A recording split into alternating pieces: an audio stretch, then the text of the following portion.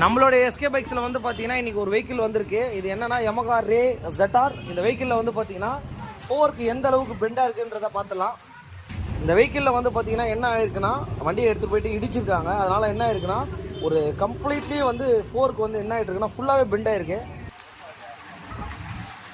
ஓடுதா இந்த பாருங்க, ஃபோர்க்கு வந்து நம்ம ரிமூவ் பண்ணிடுறோம். இந்த டீ ஸ்டெம்மை வந்து உங்களுக்கு பார்த்தீங்கன்னாலே தெரியும், இந்த டைரெக்ஷனில் பாருங்க.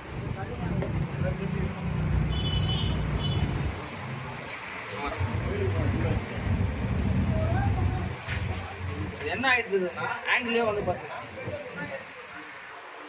இப்போ வந்து பார்த்தீங்கன்னா இந்த ஃபோர்க்கு பெண்டை மட்டும் பாருங்க எந்த அளவுக்கு ஆயிருக்குன்னு சொல்லிட்டு. இங்கே இருக்கு உங்களுக்கு ஷார்ட் போட்டாங்க இருக்குங்களா.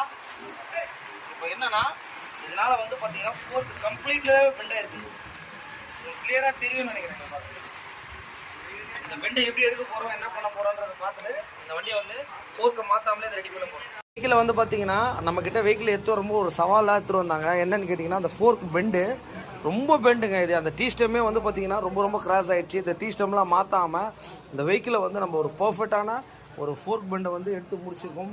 வண்டி எப்படி வந்திருக்குதுன்றதை நீங்களே பாருங்கள். இந்த மாதிரி ஒரு கஸ்டமர் எடுத்துகிட்டு வரும்போது ரொம்ப ஒரு கிரிட்டிக்கலாக தான் எடுத்துகிட்டு வந்தார். இது பண்ண முடியுமான்ற மாதிரி நம்மக்கிட்ட கேட்டார். இது அந்தளவுக்கு வந்து பர்ஃபெக்டாக பண்ணி முடிச்சு கஸ்டமர் ஓட்டி பார்த்துட்டு ரொம்ப ஹாப்பி. இதை போல் வந்து எந்த ஒரு வண்டியாக இருந்தாலும் எஸ்கே பைக்ஸை கான்டாக்ட் பண்ணுங்கள். Thanks to all.